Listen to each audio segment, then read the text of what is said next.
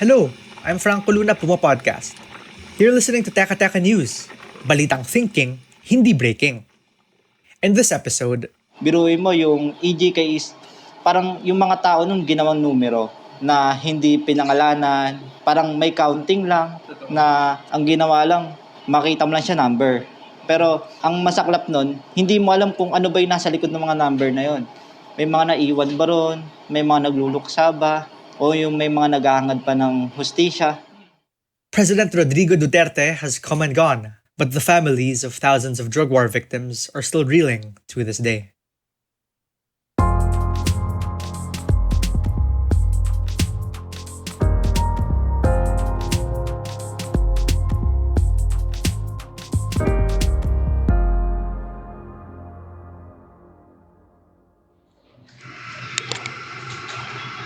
It's not a war on illegal drugs. It's an illegal war on drugs. And it's not even really a war on drugs.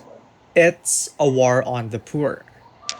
These words are painted on the black staircase at Silingan Coffee in Quezon City.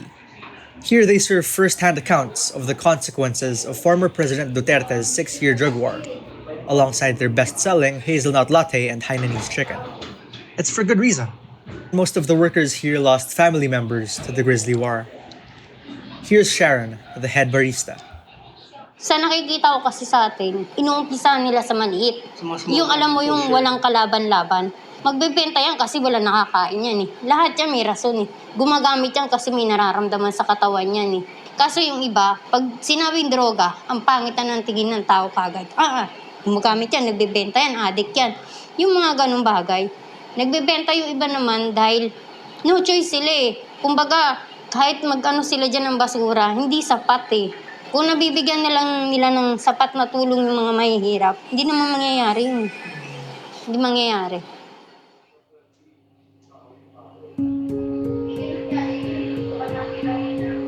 Silingan is a Bisaya word that means neighbor, and it's that sense of community that their staff have found in each other. Posters calling for an end to the killings adorn the walls of the cafe. It's a tight, nondescript space, but the air is more hopeful than heavy. By sharing their stories, staff feel they can help change the negative perceptions around the victims. Listen to Carl, another barista manning the counter the day we visited. So, pag pupunta sila, mag-share kami ng kwento, then bawat lalabas sila, may mga aral sila makukuha. Yung bawat namatay na yon, may mga pamilya na naiwan. So, yung silingan na to, tinayo to para sa mga naiwan na pamilya. Ang nais lang din namin na sabihin na may kwento kami. Dito sa Silingan Cafe, bukod sa may babahagi kaming kwento, may offer din namin yung magandang kalidad ng kape. Carl lost both his mother and stepfather on the same day in 2017. He says cops knocked on their door that day asking the family to participate in an identification survey to profile the neighborhood, a known informal settlers area. The officers said they were there for him, Carl. But his parents pulled him aside and instead spoke with the officers outside for almost 2 hours. In the end, he could only watch as they reluctantly followed them to the precinct in his place. That was the last time he ever saw his parents.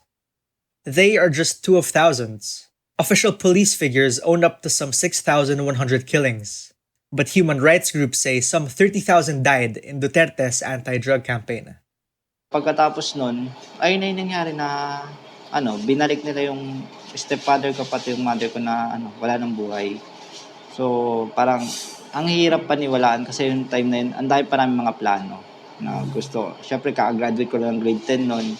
Ang hirap kasi nun, that time parang sinasabi yung mga namatay is naging collateral damage lang para sa drug and war. Pero as you know, parang kung magdidig tayo ng mas malalim, ano ba yung mga namatay? Halos lahat puro mahihirap.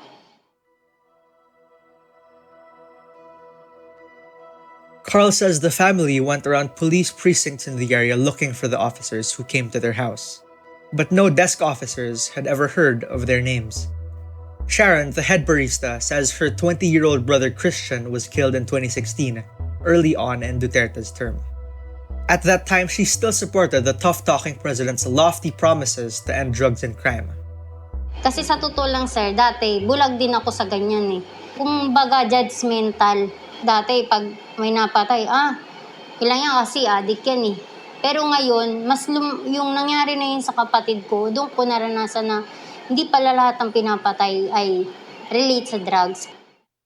The two were in tears when they were recalling events, yet they soldiered on because the message was important. Which is this, that it isn't right that the justice system continues to serve only the rich. Sino naman ang iaano namin, sir? Alam mo naman ang justice sa pagdating sa mahihirap. Kahit lagi mong anihin yan, wala naman din yan silang iaano sa'yo. Dito sa atin, pag may pera ka, gumugulong ang justice. Pero ang mahirap, pag mahirap ka, hanggang doon ka na lang. Walang justice, kumbaga. Wala kaming suspect. Wala, as in, wala. Kumbaga, kami, nasa dilim pa rin kami hanggang ngayon. Carl and Sharon say the families left behind are still hoping the International Criminal Court and the Marcos administration can bring them closure and justice one day. Until then, life goes on for the staff of Silingan Cafe. But they pledge never to forget and to make sure other Filipinos don't either. And they'll do so one cup at a time. Here's Carl again. Hanggang ngayon naman, hindi pa namin makalimutan yung nangyari kasi pinapakita namin na handa kami na umusad. Kumbaga mag-keep forward kami, even doon na may mga bagay na kailangan namin balikan. Yung lungkot nga, kasi kahit sabihin natin, so yung mga naiwanan na yun, kahit na ganong kasama yung nangyari nung taon na yun, na parang pinapakita namin na bumabangon kami, umaabante kami, na hindi kami mag-i-stay doon. Oo, balikan namin yung kwento para malaman ng mga bata o yung mga pausbog na bagong henerasyon na yung EGK hindi siya magandang ehemplo noon. And that was today's episode of Teka Teka. Again, I'm Franco Luna. This episode was edited by Presh Capistrano and produced by Kat Ventura. If you want to visit Silingan Coffee for yourself, it's tucked in Stall 9 inside Cubao Expo. At para sa mga mahilig manood sa YouTube, PumaPodcast na rin po kami doon. Just search PumaPodcast and subscribe to our channel. Thanks for listening.